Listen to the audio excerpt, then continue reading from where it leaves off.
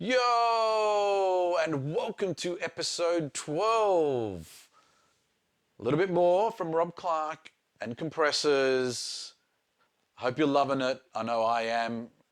Let's jump into the episode. Now, can we talk about what I always is referred to my favorite, the Opto? Okay. Yeah, I remember you did an SQ session a couple of weeks back, and you were getting very excited about the Opto. Yeah. Yeah, I mean the Opto, that was really born out from speaking to a wonderful gentleman called Ted Fletcher, who designed a lot of the Joe Meat compressor technology originally. And Ted really, again, spending some time with him, learning from these guys that have just done it for decades, right? Yeah. And he was explaining how an Opto compressor works and saved me a lot of time, effort and tears on some of the physics. So, you've got light devices. They don't turn on in a very linear way. They don't turn off in a linear way. You all know that when you turn a light bulb off at night, or you turn it on and off, you can see how a light bulb kind of responds. And they're not all tungsten filaments. Obviously, various different light devices were used in various compressors, in various topologies of compressor. So there's a whole wealth of stuff going on with Opto compressors, and Ted kind of taught me a quick A to Z guide of that, and even lent me some Opto compressors, some of his favorites, to show me the different space, and that really inspired Opto.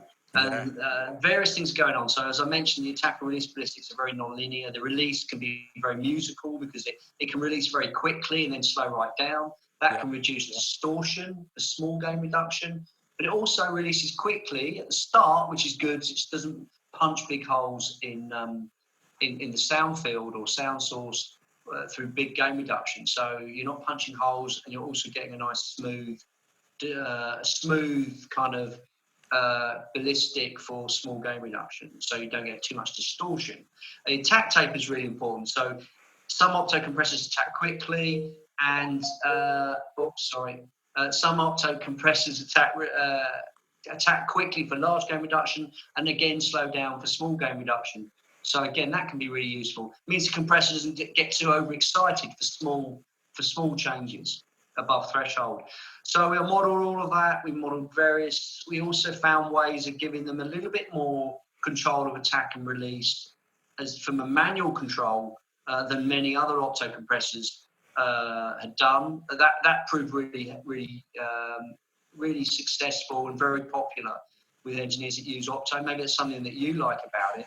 And I do. But so now, because it just says fast, medium, and slow on the attack, whatever it is. Yeah, so I was able to kind of come up with instances that are kind of from different types of Opto compressors. So you could then have this is a fast Opto attack, this is a slow Opto attack.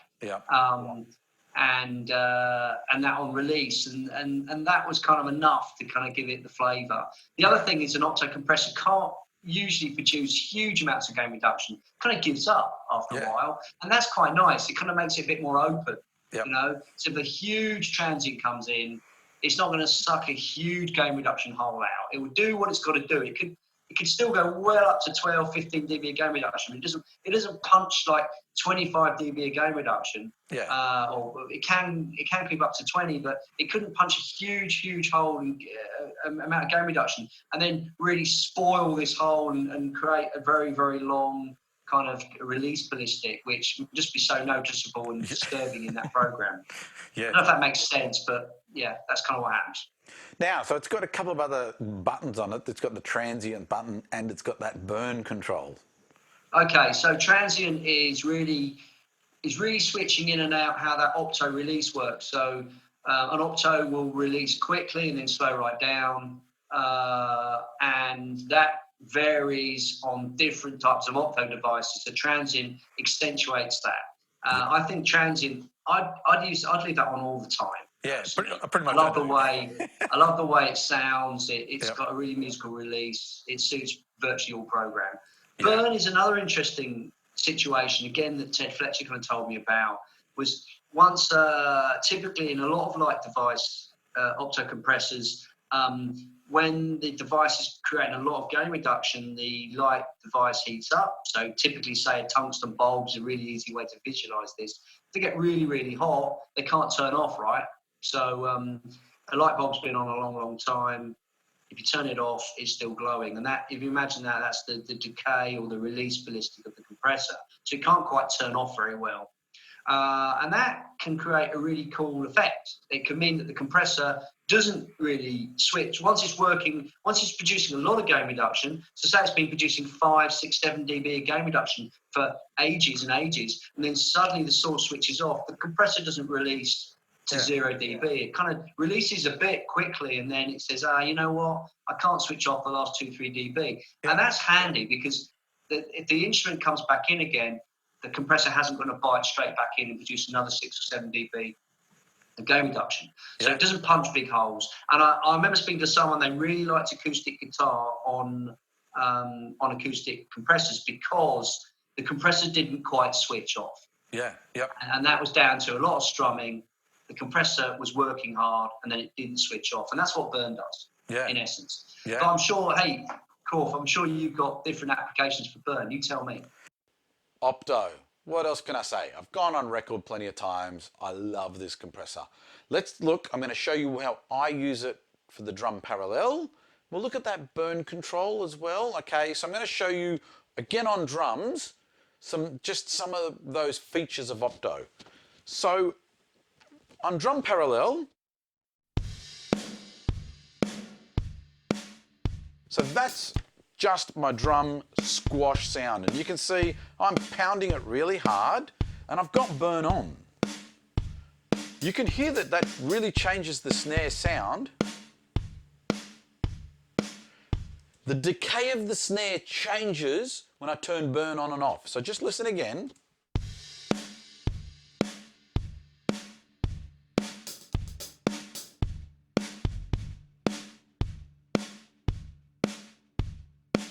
So with the burn on, it sort of goes, okay? So that's it. I really like it. I love the musicality of this compressor. I can't explain it more. So that's burn and transient on. Okay, play with them. They are great features in the compressor. I'm going to go. Let's just actually look at the same thing, and I'm doubling up here. Let's look at burn across a whole kit. So this is my drum kit. And if I pound it hard and turn burn on,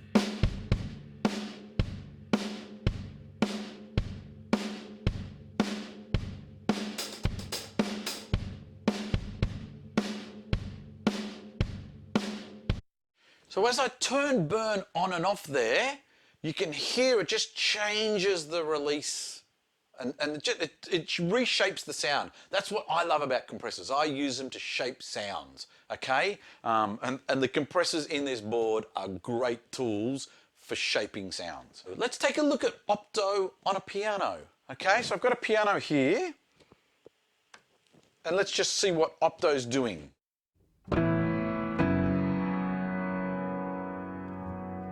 So medium, fast, I've got the burn knob on. Compressor out.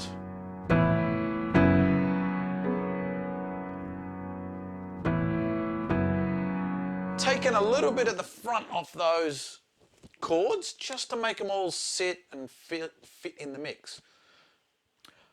Opto as a bus compressor. So let's take a look at that. I've got Opto on my left-right mix bus, and I'm using it just to glue my whole mix together. Let's take a look at the settings. Slow on the attack, fast on the recovery. The transient button I pretty much leave in for this. This one I'm not using burn. 4 to 1, sometimes could be 2, 3 to 1. Don't tend to go over 4 to 1 for a mix. Let's play back a bit of the mix and look what it's doing for us.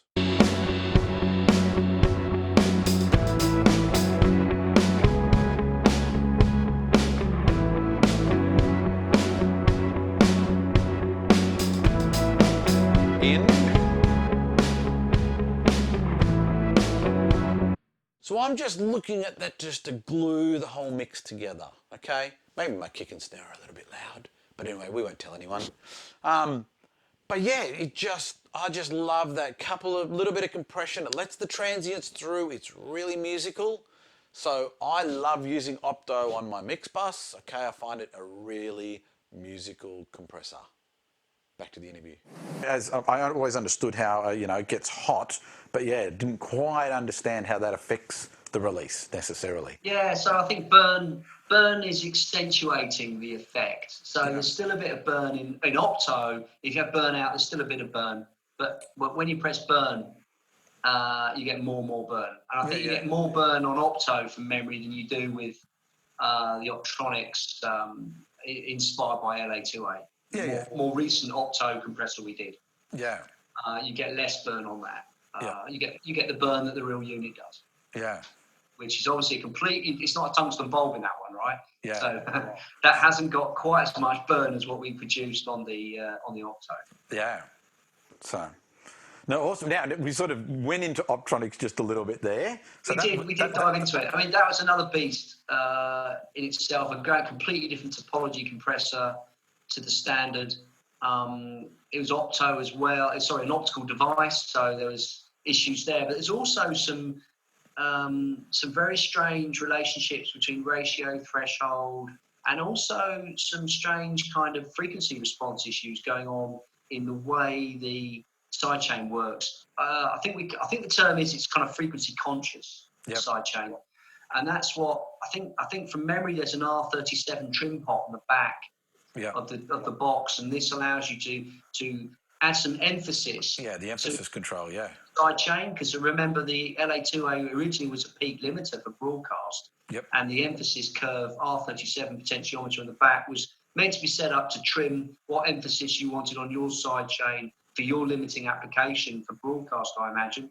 And people used to, we immediately realised people used to talk about R37 quite a lot. Yeah, yeah. So we modelled that in a very important part of the compressor, I think. And that's on the front panel on our model. And we even go to the point of kind of going a little bit further than what the pot did on the real hardware. And a couple of people have noticed that, which is always really exciting when people do have that intimate knowledge of the device. They go, oh, I noticed your R37 pot goes a little bit further than my real unit. And you go, wow, that's noticed. Isn't that exciting? No, definitely, definitely. So that was the journey there, and that did take a lot of work. Let's look at the Optotronic, and actually specifically that emphasis control we just talked about. Okay, and let's look what that's doing. I've got it on a bass. I love this compressor on a bass. It just turns a compressor into a block of caramel. And who doesn't love a block of caramel? Okay, sweet caramel. I just absolutely pound it and turn it into just, a very consistent sound. So let's take a look at the bass, okay?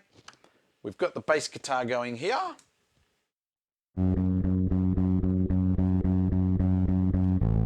And I am dirtying it up. We'll take that away for a second. Now, let's look at this emphasis control, okay? I'm going to go totally flat. I'm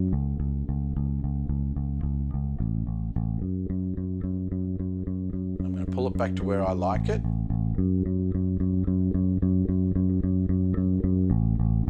As Rob said, you can go a little bit further.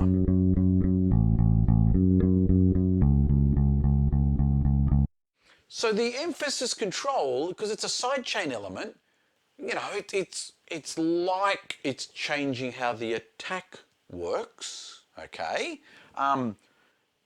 When it's fully on the flat, I find it's biting too much, it's taking too much away, okay? The more you get to flat, it's giving me great note definition. So let's have another quick look and I'll bypass the comp.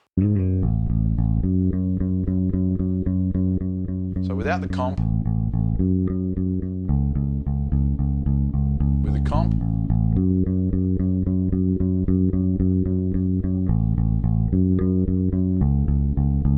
so it's making the comp is just making the bass just solid, just that block of caramel I said.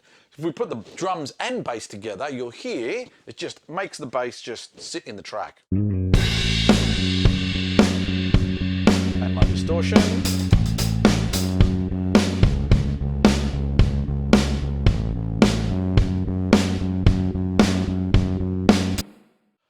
Another application I like to use Optronic is vocals. So let's take a look at Optronic on the vocals, okay? I'm just going to jump to a section down here in the piece where they're all singing. So I've got my couple of vocals. I'm just going to drop the band level a little bit, okay?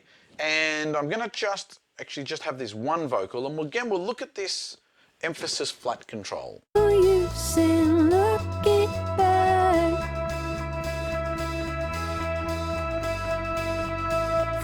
no use in looking back. So I'm going to change it to make it. So it's really compressing hard now.